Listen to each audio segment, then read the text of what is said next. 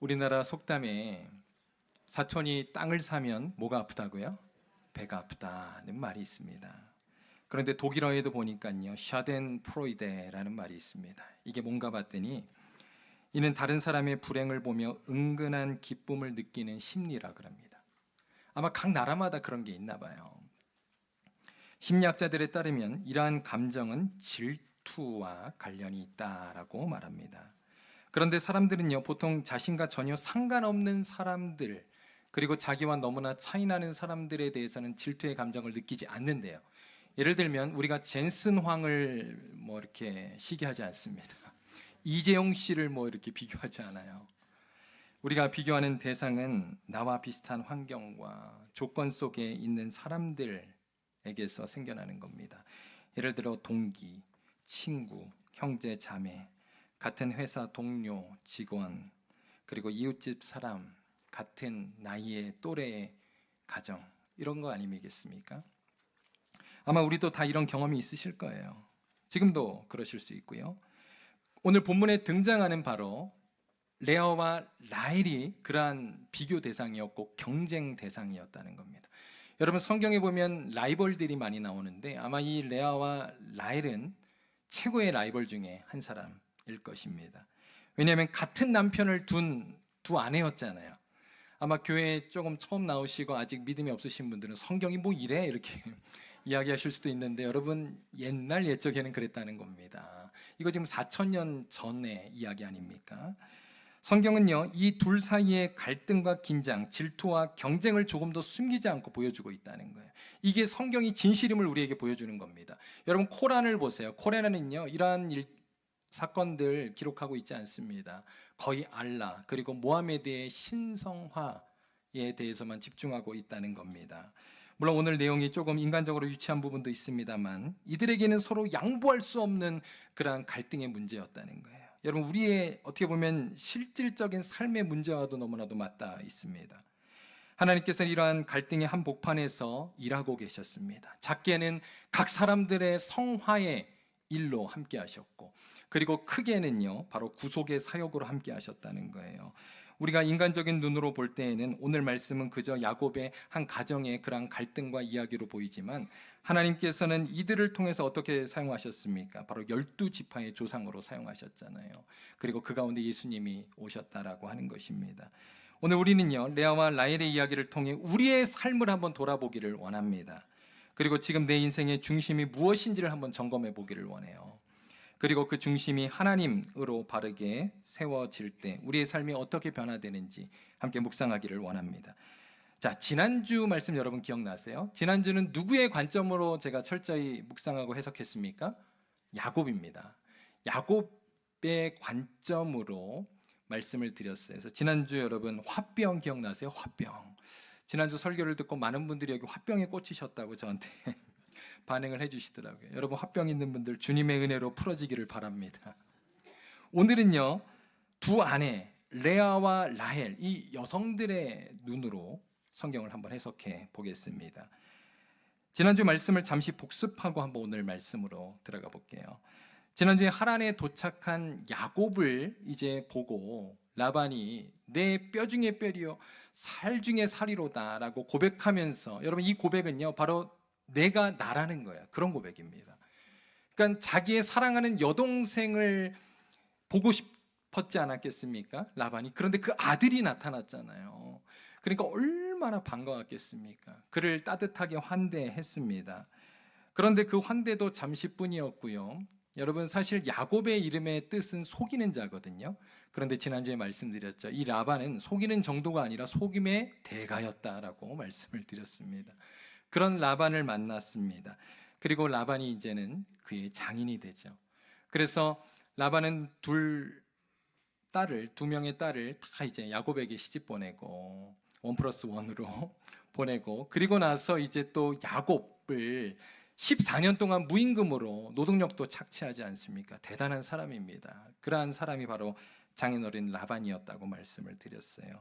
지난주에는 그 가운데 이제 야곱의 심정에 대해서 우리가 함께 말씀을 묵상했고요. 오늘은 이제 두 딸의 심정을 한번 들어가 보도록 하겠습니다. 먼저 한번 레아의 시각으로 한번 오늘 말씀을 한번 보겠습니다. 여러분, 비록 아버지의 강권적인 요구 때문에 이제 첫날 밤, 사실 자기의 결혼식이 아니었습니다. 자기의 동생과 이제 야곱의 결혼식이었는데 그 첫날 밤 신방으로 누가 들어가죠? 바로 이 레아가 들어가게 되었다는 거예요. 그런데 여러분, 만약 한번 생각해 보세요. 레아가 끝까지 거부했다면 이 일이 발생했을까요? 안 됐을까요? 안 됐을 겁니다. 그래서 학자들은요, 레아도 역시 야곱에게 마음이 있었다라고 봅니다. 또 레아는 야곱에게 들키지 않으려고 아무리 그가 술 취했다 할지라도, 불이 없다 할지라도 레아는 라헬인 척 했을 겁니다. 여러분, 맞습니까? 여기까지 수긍이 되시죠?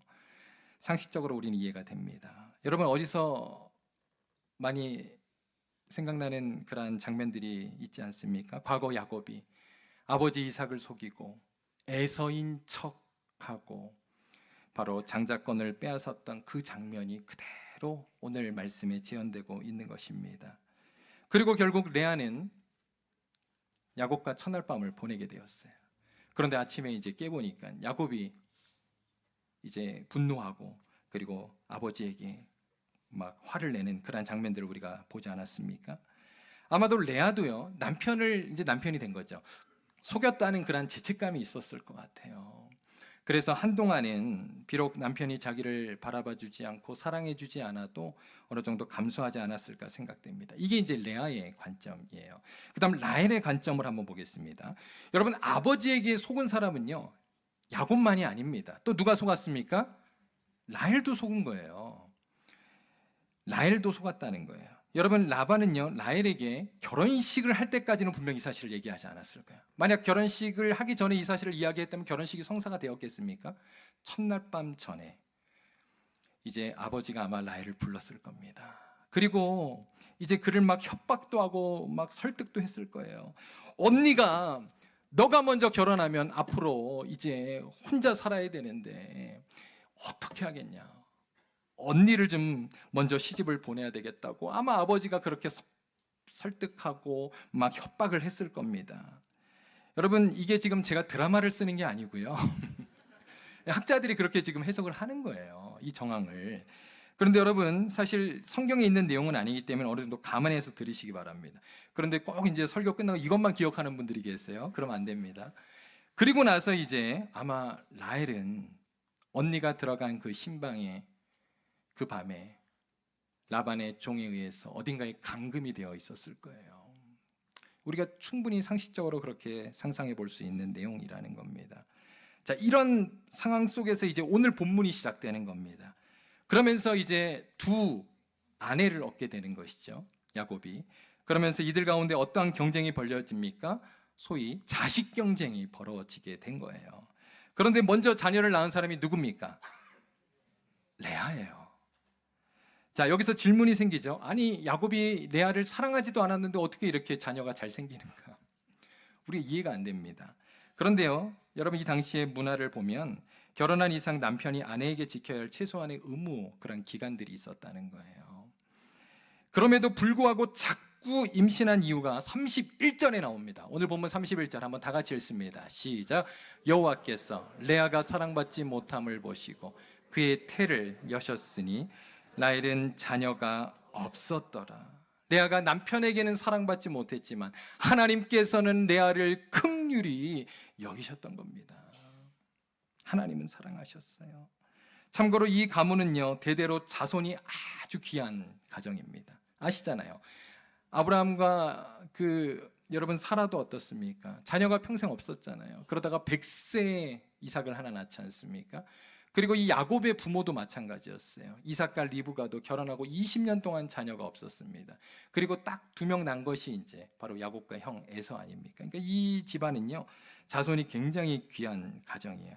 그런데 처음으로 이 집안 역사상 처음으로 레아가 결혼하자마자 아들을 한두 명도 아니고 몇 명을 낳습니까? 4명을 연달아 낳는 거예요. 아마 야곱은 분명히 알았을 겁니다. 우리 집안에 이런 일이 없었는데. 아마 지금처럼 뭐 핸드폰이 있었다면 부모님에게 바로 연락을 했겠죠. 얼마나 기뻐하셨겠습니까? 그런데 여러분, 이것은요, 사실 야곱이 베델에서 받은 약속이었습니다. 우리 예전에 베델에서 그 사닥다리가 내려올 때 하나님께서 야곱에게 해주셨던 음성 기억하십니까? 창세기 28장 14절에 보면 이렇게 말하잖아요. 내 자손이 땅의 티끌같이 되어 그랬어요. 또 땅의 모든 족속이 너와 내 자손으로 말미암아 복을 받으리라. 바로 하나님께서는 야곱에게 하신 약속대로 그 응답을 주셨다는 사실입니다. 그런데 야곱은요, 이거를 까맣게 잊어버려요. 하나님께 감사하지도 않습니다. 그런데 여러분, 이때 태어난 첫째 아들의 이름이 누구입니까? 르후벤이에요. 여러분, 이 12명의 아들을 다 기억할 필요는 없지만 1번부터 4번까지는 좀 기억하시면 좋겠습니다. 르벤, 시몬, 레위, 유다. 그리고 또 중간에는 좀 어렵습니다만 우리 끝에 또 마지막 11번째 누굽니까? 그렇죠, 요셉, 그리고 베냐민. 이 정도만 기억하시면 좋겠어요. 여러분, 이제 레아가 이 가정에서 첫 번째 아들을 낳습니다. 장남을 낳은 거예요. 얼마나 귀한 아들입니까? 그 이름이 르우벤인데 32절에 보면 이렇게 말합니다. 레아가 임신하여 아들을 낳고 그 이름을 르우벤이라 하여 이르되 여호와께서 나의 괴로움을 돌보셨으니 이제는 내 남편이 나를 사랑하리로다 하였더라. 얼마나 정말 가슴앓이를 했던지 이 첫 번째 아들의 이름의 뜻에 레아는 이러한 의미를 넣습니다. 그의 심적인 고통이 얼마나 컸는지를 우리에게 보여주고 있는 거예요. 여러분 한번 상상해 보세요. 야곱은 라헬을 더 사랑했잖아요. 그러니까 의무적인 그 기간을 제외하고는 99%의 시간을 누구하고 지냈겠어요? 라헬하고만 그냥 계속 지내지 않았겠습니까? 한 집안에서 그 모습을 보면서 살았던 레아는 어땠을까? 얼마나 외롭고 얼마나 속상하고 괴로웠을까? 한번 상상해 보시기를 바랍니다. 그랬어요. 레아가 4명의 아들을 낳고 또 그 이름을 짓는 과정을 보면 특별히 첫 번째에서 세 번째까지의 그 자녀들의 이름이요, 다 자기를 위로하는 그런 내용들입니다. 그리고 남편이 이제 자기에게 돌아오기를 바라는 그런 소망이 담겨져 있어요. 그래서 세 번째 아들 레위를 낳고는 이제 내가 남편과 연합하리로다라고 고백하잖아요. 그런데도 불구하고 야곱은 레아를 가까이 하지 않았어요. 그런데 레아는요, 남편이 자기를 사랑하지 않는다고 해서 인간적으로 원망하거나 또 남편에게 대들지 않았습니다. 대신 하나님께 간절히 부르짖어요. 그리고 주님께서 남편의 마음을 변화시켜 주시기를 간절히 기도하는 그러한 레아의 기도의 신앙을 보게 됩니다. 그러면서 레아가 하나님을 일찍이 깊이 만났던 거예요. 여러분, 우리에게 있는 고난이요, 사실 인간적으로는 힘들고 어려운 시간들이지만 여러분, 그 시간들이 우리가 하나님을 깊이 만나는 시간임을 기억하시기를 바랍니다. 그래서 우리 특별히 이민 1세대들에게 주신 하나님의 축복이 있다고 생각해요. 우리 한국 교회만의 그러한 특징, 여러분, 우리가 어려울 때일수록 하나님을 찾잖아요. 하나님 앞에 나와 간구하는, 기도하는 그러한 심령, 하나님께서 은혜 주신다는 거예요. 그런데 여러분, 사실 이 땅에서 태어난 우리 2세들을 보면 좀 그런 부분들이 연약하지 않습니까? 아무래도 우리같이 그러한 어려움들을 겪지 않았잖아요. 언어적으로 문제가 있습니까? 문화적으로 그렇습니다. 물론 그들 나름대로의 어려움들도 있겠지만 사실 하나님보다는 자기의 힘과 능력을 가지고 살아가는 모습을 더 보게 된다는 거예요. 그러므로 우리가 연약할 때, 우리가 고난당할 때 여러분, 그것도 하나님께서 주시는 은혜임을 기억하시기를 바랍니다. 아무튼 레아는요, 이제 넷째를 낳게 돼요. 그런데 그의 고백이 이제 드디어 달라지게 됩니다. 35절입니다. 다 같이 한번 읽겠습니다. 시작. 그가 또 임신하여 아들을 낳고 이르되 내가 이제는 여호와를 찬송하리로다 하고 이로 말미암아 그가 그의 이름을 유다라 하였고 그의 출산이 멈추었더라.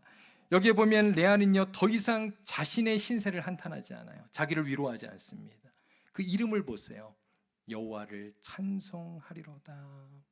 남편의 사랑을 갈구하는 것이 아니라 하나님의 사랑을 예배하는 그런 모습을 보게 된다는 것입니다. 이제 남편보다 하나님을 더 사랑하겠습니다, 이런 고백을 드렸던 거예요. 여러분, 그 이름의 주인공이 누구라고요? 그렇습니다, 바로 그가 유다입니다. 여러분, 이 야곱의 12아들 중에서 장자권의 축복이 누구에게 이어집니까? 유다에게 이어지는 거예요. 여러분, 요셉이 아닙니다. 요셉도 물론 육적인 축복을 받아요. 그래서 그의 두 아들인 므낫세와 에브라임이 12지파에 들어오죠. 그러나 영적인 축복은 유다가 받는 거예요. 장자권의 축복. 그래서 유다 지파를 통해서 다윗이 태어나고, 그리고 남유다의 왕들이 나오고, 그리고 예수님이 그곳에서 우리에게 오신 것 아닙니까? 이렇게 연결이 되는 겁니다. 이처럼 레아는 남편에게는 비록 사랑받지 못했지만 하나님께서는 그런 레아를 사랑하셨어요. 그리고 그녀에게 은혜를 베풀어 주신 것입니다. 그리고 여러분, 이제 마지막을 보면 우리가 결론을 알게 되잖아요. 과연 레아인가 라헬인가. 그런데 여러분, 마지막 그 헤브론에 있는 묘실, 가문의 묘실에 들어간 사람이 누군지 아세요? 레아일까요 라헬일까요? 거기에 이제 아브람과 그리고 사라 그리고 이삭과 리브가가 묻히거든요. 그런데 거기에 야곱과 레아가 들어가는 거예요. 그러니까 하나님 입장에서는 레아가 정실 부인이었던 거예요. 다음으로 이제 라헬의 삶을 한번 살펴보겠습니다. 라헬은 언니와는 달리 처음부터 남편의 사랑을 독차지했어요. 여러분, 우리도 자녀들 키울 때 자녀들 너무 이렇게 애지중지 키우면 아이들이 버릇이 없잖아요. 이제 라헬의 모습에서도 그런 모습들이 보입니다. 그런데요, 어찌된 일인지 남편의 그러한 사랑을 독차지했지만 그녀에게는 자녀가 없었어요. 라헬은 아이가 없었기 때문에 언니와의 비교 속에서 엄청난 그러한 시기와 질투 그리고 스트레스를 받게 됩니다. 자, 그가 얼마나 큰 괴로운 가운데 있었는지 우리 한번 30장 1절 말씀 한번 읽겠습니다. 제가 읽습니다. 라헬이 자기가 야곱에게서 아들을 낳지 못함을 보고 그의 언니를 시기하여 야곱에게 이르되 내게 자식을 낳게 하라. 그렇지 않으면 내가 죽겠노라 그랬습니다. 사실 여러분, 자녀를 낳지 못하는 건 누구의 문제입니까? 라헬의 문제잖아요. 왜냐하면 언니는 지금 아이를 4명이나 낳았잖아요. 그런데 지금 남편에게 그 모든 막 핑계를 대고 이유를 그죠? 거기에다가 막 이렇게 대고 있는 것을 보게 됩니다. 그러면서 남편을 막 공격해요. 여러분, 여기서 우리는 라헬의 성품을 보게 돼요. 레아하고는 좀 달랐다는 겁니다. 아마 이 가정은 서로 사랑했지만 아마 다투기도 많이 다퉜을 거예요. 그러다가 감정을 주체하지 못하고 또 뭐라 그럽니까? 내가 죽겠노라, 죽어버리겠어. 여러분, 해서는 안 되는 말이 있는 거예요. 그런데 말이 씨가 되죠. 그래서 나중에 라헬은 이제 요셉을 낳고 그 다음 베냐민을 낳다가 죽잖아요. 그런 일들이 일어나게 됩니다. 생각해 보세요. 라헬은 외모가 훌륭했다 그랬잖아요. 그렇기 때문에 어려서부터 언니와의 비교 속에서 항상 주변 사람들의 사랑을 독차지하며 살았을 겁니다. 그렇게 라헬이 무시하던 언니가 이제 같은 경쟁 상대가 되었고 예상치도 못하게 자식 경쟁에서는 언니에게 완전히 밀리게 된 거예요. 그러니까 얼마나 자존심이 상했겠어요. 그러니까 막 화를 내는 거예요. 막 남편에게 화를 내고 죽겠다 그러고. 오늘 모습에 바로 그러한 라헬의 모습이 드러나고 있습니다. 그러나 그는요, 하나님을 의지하지 않아요. 레아하고는 다릅니다. 그러면서 그가 어떤 선택을 합니까? 자, 인간적인 이제 방법을 동원합니다. 그것이 바로 여종을 통해서 자녀를 낳는 것이었습니다. 이런 식으로 이제 라헬은요, 아버지가 주신 여종 비라라고 하는 사람을 통해서 아들을 2명을 낳게 됩니다. 그 첫 번째 아들이 단이라 그랬어요. 오늘 본문에 보니까 여러분, 우리 함께 마지막에 읽었습니다. 30장 7절 이하 8절 9절에 나와요. 한번 여러분 보시면서 따라오세요. 두 번째 아들 이름이 납달리라 그랬습니다. 그런데 납달리의 이름의 뜻이 뭔지 아세요?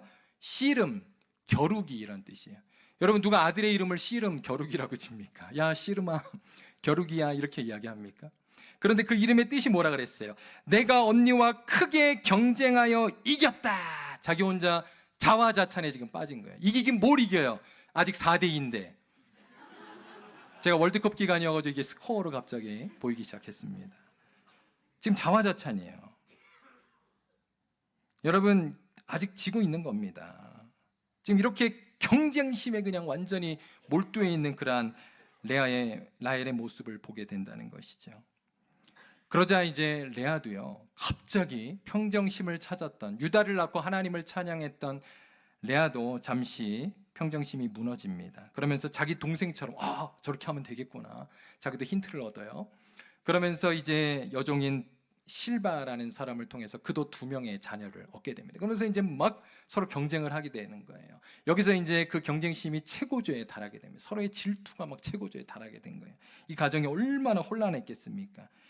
여러분, 그러면 이쯤 되면 이제 끝나야 되는데 라헬을 보십시오. 라헬이 또 어떻게 하는지 보세요. 오늘 우리가 읽은 말씀 이후의 말씀인데요. 창세기 30장 14절 이하에 보면, 한번 나중에 집에 가서 보시기 바랍니다. 여기 보면 레아의 첫째 아들, 아까 누구라 그랬습니까? 루벤. 아마 루벤이 이때 나이가 이제 많았을 거예요. 그런데 루벤이 자기의 어머니를 위해서 합한채라고 하는 식물을 가져옵니다. 그런데 그 합한채가 뭐냐면 고대 세계에서 체음제로 사용됐던 거예요. 그러니까 이제 성적인 그러한 활동에 도움이 되는 어떻게 보면 약초입니다. 그런데 이제 그걸 보고 라헬이 그거를 사는 겁니다. 레아에게. 그러면서 자기가 이제 지고 있는 남편에 대한 그러한 권리를 잠깐 또 언니에게 주잖아요. 그것을 사면서 거래를 합니다. 그러면서 남편과의 잠자리를 또 허용을 하게 되죠. 그런데 여러분, 라헬이 그걸 먹고 임신했습니까? 못했습니까? 안 되는 거예요. 여러분, 그 결과가 어떻게 됩니까? 자기는 임신하지 못하고요, 언니가 또 하룻밤 허락했는데 임신이 되는 거예요. 여러분, 이게 이제 전문적인 용어로 미치고 환장할 노릇이라는 거예요. 언니는 옷깃만 닿으면 임신을 하는데 자기는 뭘 해도 안 되는 거예요. 여러분, 여기서 우리는 생각해야 합니다. 하나님께서 그 길을 막으시면요, 인간이 결코 그 길을 열 수 없다는 겁니다.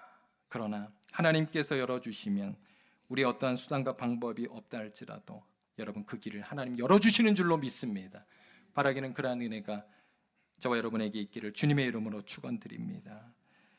한편 이제 넷째 아들을 낳고 태가 멈춘 줄 알았어요. 성경에도 보면 태가 멈췄다 그랬어요. 다쳤다 그랬어요. 그런데 놀랍게도 레아는 또 태의 문이 열립니다. 그러면서 이제 30장 17절 보면 이렇게 말합니다. 하나님이 레아의 소원을 들으셨습니다. 이건 기도했다는 거잖아요. 제가 그래서 계속해서 레아를 기도하는 사람으로 이야기하는 겁니다.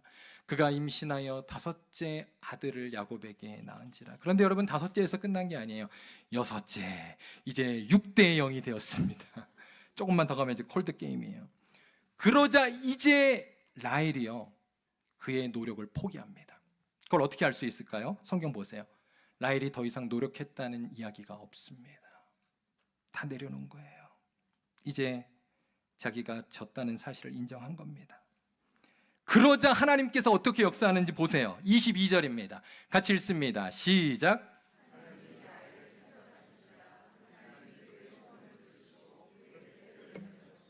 보세요. 라헬도 드디어 하나님께 기도하기 시작합니다. 그리고 하나님께서는 그의 기도에 응답하시고 그를 긍휼히 여기사 아들을 주셨다는 겁니다. 여러분, 우리 인간은요 참 어리석습니다. 우리 성도들은 참 어리석어요. 이렇게 막다른 골목에 와서야 하나님을 찾는다는 겁니다. 여러분, 이때 하나님께서 라헬에게 주신 아들이 누굽니까? 그렇죠. 열아들 부럽지 않은 그 요셉을 바로 이때 주신 거예요. 아까 말씀드렸잖아요. 베냐민도 주셨지만 사실 베냐민은 태어나면서 죽었기 때문에 어떻게 보면 라헬에게는 유일한 아들, 그가 바로 요셉이라고 할 수 있겠습니다. 오늘 말씀을요, 이제 우리 한번 삶에 적용해 보기를 원합니다. 오늘 말씀이 이제 한번 우리 결론으로 좀 들어가 볼게요.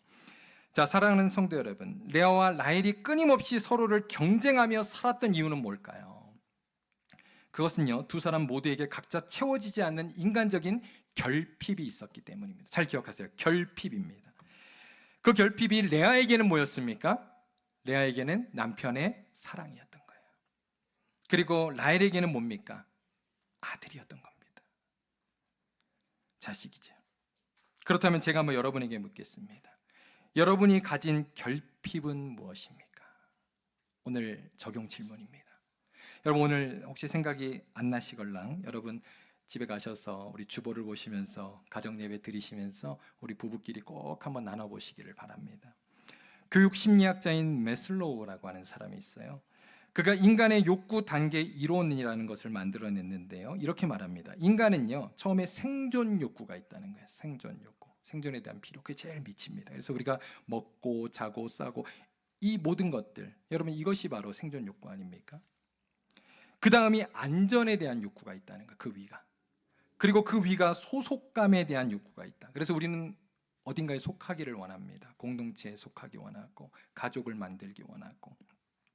그리고 그 위가 뭐냐면 존중감에 대한 욕구가 있다는 거예요. 내가 존중감을 받지 않으면 화가 납니다.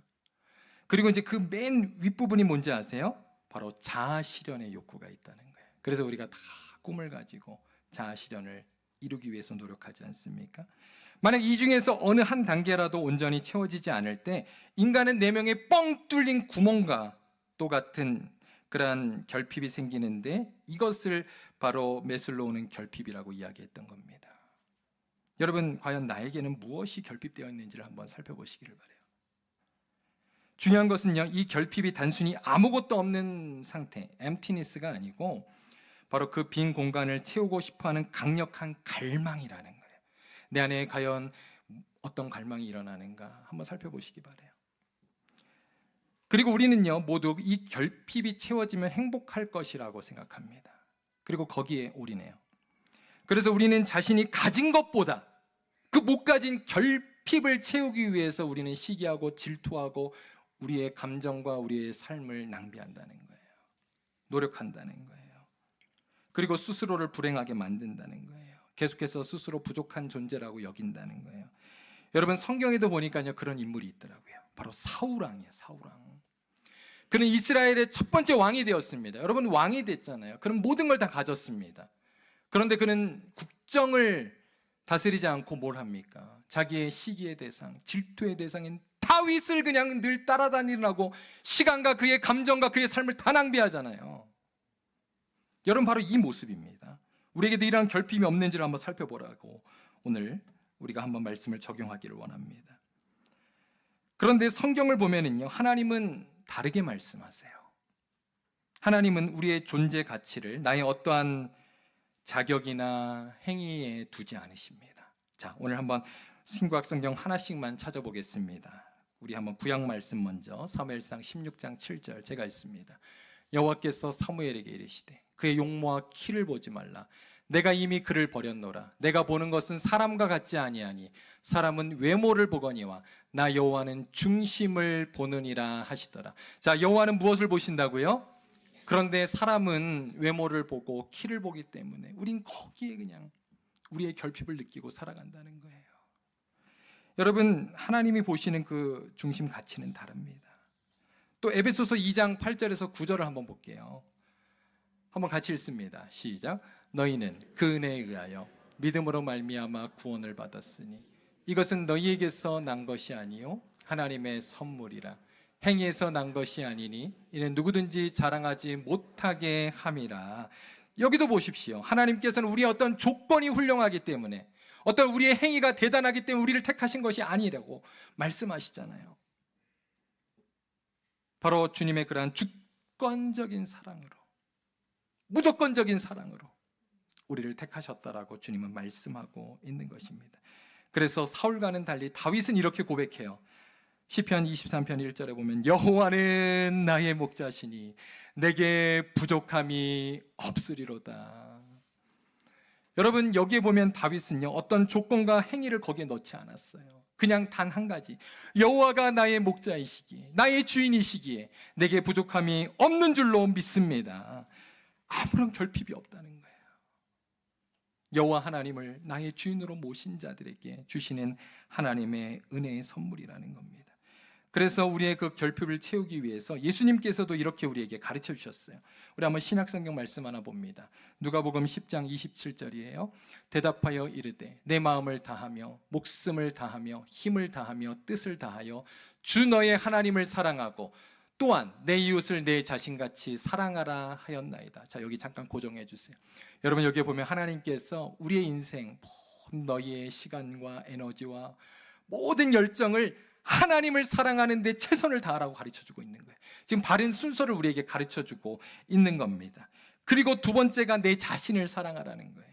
그리고 세 번째가 이웃을 사랑하라는 거예요. 여러분, 이것이 바로 올바른 순서입니다. 우리가 왜 하나님을 먼저 사랑해야 됩니까? 그래야 우리는 올바르게 나 자신을 사랑할 수 있고 바라볼 수 있고 바른 정체성을 가질 수 있기 때문입니다. 그럴 때 다른 이들도 그렇게 사랑할 수 있다는 거예요. 그런데 오늘 본문의 레아와 라헬은 어땠습니까? 그 순서가 완전히 잘못되어 있었잖아요. 하나님의 자리에 남편을 두었습니다. 아들을 두었습니다. 그러니까 늘 경쟁과 시기와 질투 가운데 살아갔던 거예요. 그리고 그들이 잘 될 때는 좋았다가 나빠지면은 힘들었다가 계속해서 바람에 요동하는 그러한 삶을 살게 되었다는 것입니다. 여러분, 우리의 모든 자존감과 우리의 모든 중심을 하나님께 두시는 우리 귀한 성도님들 되시기를 주님의 이름으로 축원드립니다. 그런 의미에서 우리의 삶을 갉아먹는 불행은 뭔지 아세요? 다른 사람이 아닙니다. 바로 나 자신이에요. 나 자신 안에 있다는 거예요. 여러분, 한번 곰곰이 돌아보시기를 바랍니다. 우리는 근데 이렇게 생각해요. 내가 싫어하는 저 사람만 없으면, 내가 불편한 저 사람만 사라지면, 내가 경쟁하는 저 사람만 없으면 행복할 거라고 생각해요. 좋아질 거라고 생각해요. 그런데 여러분, 그 사람이 사라지면 또 다른 사람이 나타날걸요? 왜냐하면 문제는 내 안에 있기 때문입니다. 나에게 정중할 것이라고 하는 책이 있어요. 저자인 호르스트 코네는 이렇게 말합니다. 한번 잘 들어보세요. 자기를 해치는 요인에서 벗어나기 위해서는 자기 자신을 새롭게 이해하고 자신을 풍정한 애정으로 대하는 자세가 필요하다 그랬어요.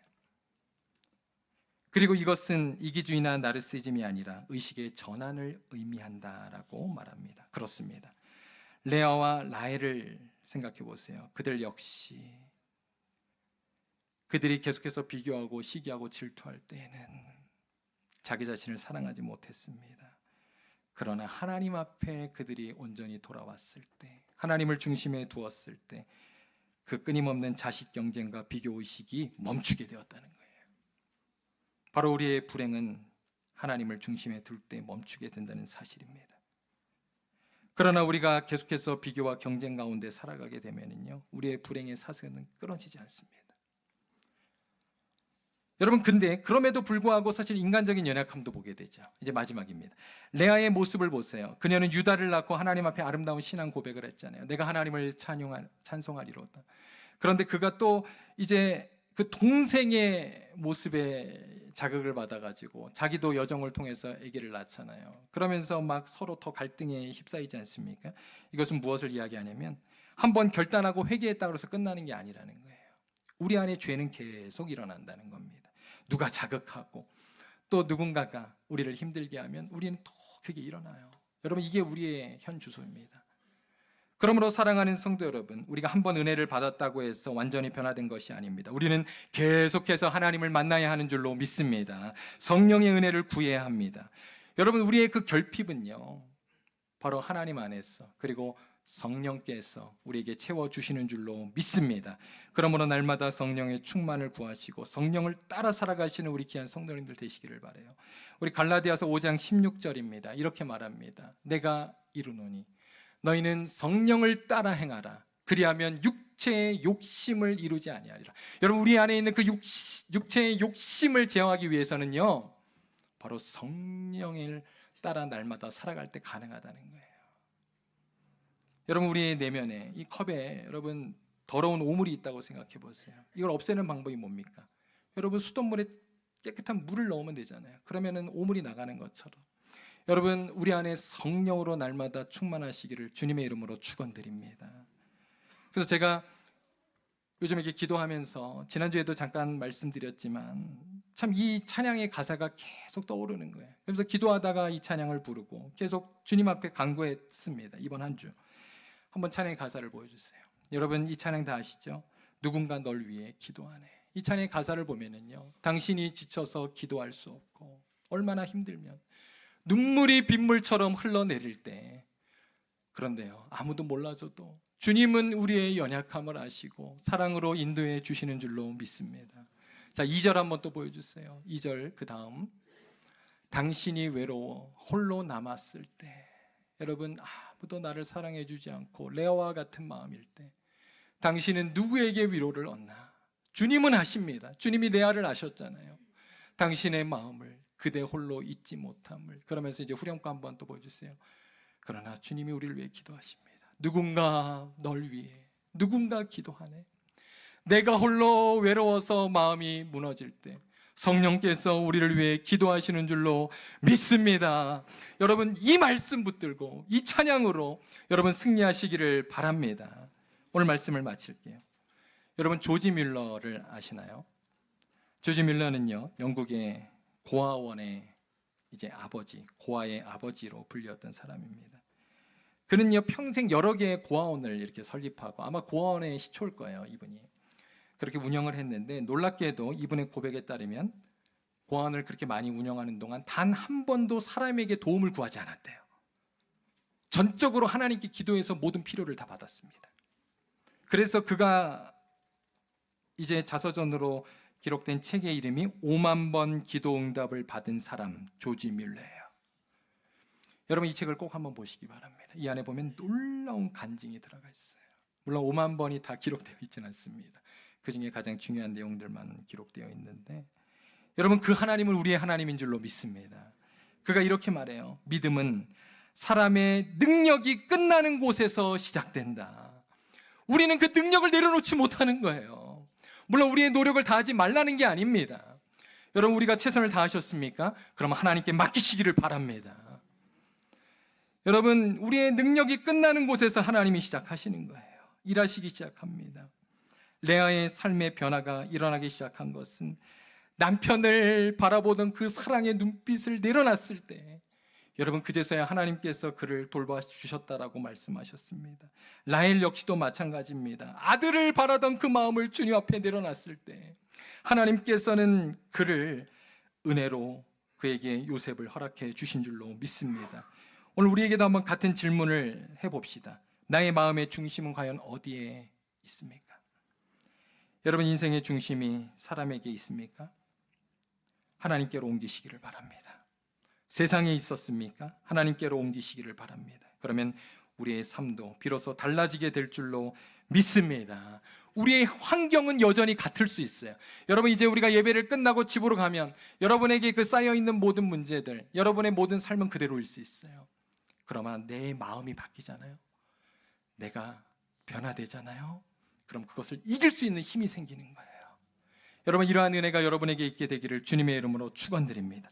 그리고 바라기는 오늘 하나님께서 레아와 라헬을 긍휼히 여겨주시고 그들을 사랑하사 그들의 기도에 응답하셨던 것처럼 우리 사랑하는 성도들에게 하나님께서 응답해 주시기를 주님의 이름으로 간절히 소원합니다. 같이 기도하겠습니다.